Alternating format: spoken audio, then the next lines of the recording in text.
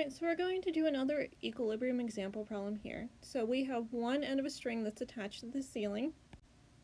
So I'm going to draw a ceiling here.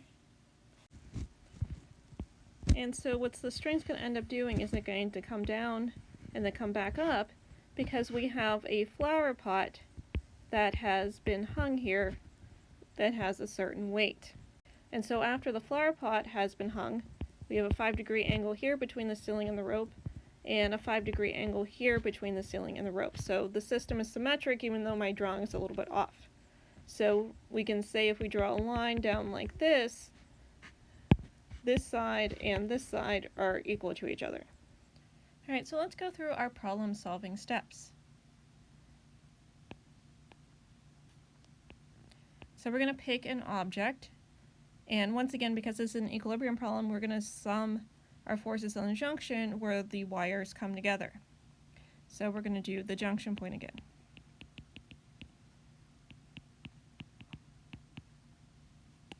Alright, now we need to identify our forces and the direction they're acting in. So there's going to be a force due to tension 1 and another force due to tension due to the right side. So we'll call that force due to tension 2. And then there is going to be a force of gravity down due to the earth exerting a force on the flower pot. So we can say here we have force of tension 1, which is going to be in the negative x, positive y, because the force is up and to the left, and force of tension 2, which is going to be positive x and positive y, because the force is up and to the right. And then we have a force of gravity that's in the negative y direction. So our free body diagram's already drawn for us, but let's just draw it again. So we have force of tension 2, we have force of tension 1, and then we have the force due to gravity here in the negative y direction. So we're going to have to break both of our tensions up into components, where we have force of tension in the y coming up the center, and then we have force of tension in the x2. I have to recognize the fact the force of tension y for both of them are on top of each other. And then we have force of tension in the x. So we have our 5 degrees in here and our 5 degrees in here. Alright, so let's now write Newton's second law. So in the x direction, we have the components of the tensions. So we have a negative force of tension 1 in the x plus a positive force of tension 2 in the x, and this is going to equal mass times acceleration in the x.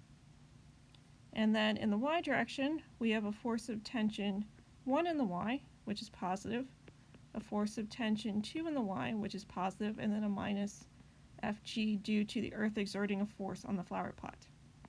And that's going to sum the equal mass times acceleration in the y direction. Alright, so let's start with the x direction. This is an equilibrium problem, so the system is not in motion, so our acceleration is going to be 0. Now, our goal here is to find the force due to tension in the string. So that means we need to find force due to tension 1 and force due to tension 2. So when I look down at my free body diagram, I notice that in both cases, my x component is adjacent, so I'm going to use cosine for both of them. So I have a negative force of tension 1 times the cosine of theta plus a force of tension 2 times the cosine of theta. And I can leave it theta because there are 5 degrees in both instances, and this is going to sum to 0. So I can say a negative force due to tension 1 times the cosine of 5 degrees plus force of tension 2 times the cosine of 5 degrees. It's going to equal 0, so I can add them to the other side. So we have force of tension 1 times the cosine of 5 degrees equals force of tension 2 times the cosine of 5 degrees. My cosine of 5 degrees cancels out, and we get force of tension 1 equals force of tension 2. And this should make sense because this system is symmetric. If angle 1 was 5 and the other one was 10 degrees, this would not end up happening. But because it's a symmetric system, we expect force of tension 1 to equal force of tension 2. This isn't helpful, though, initially because it tells us it's equal, but it doesn't tell us what the number is. So let's turn to the y direction. So if we look at our free body diagram, the 5 degrees is opposite to the y component for both of the tensions.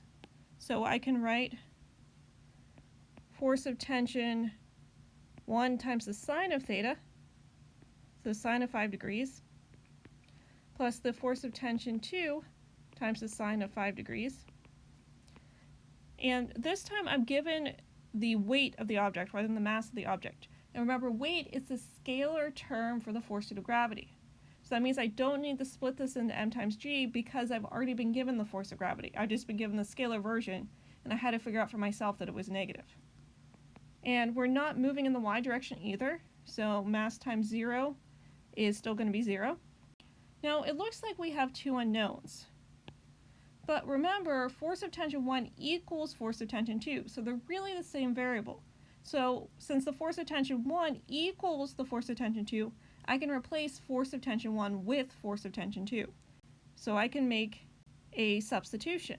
So I'm going to make a substitution down here and say force of tension 2 times the sine of 5 degrees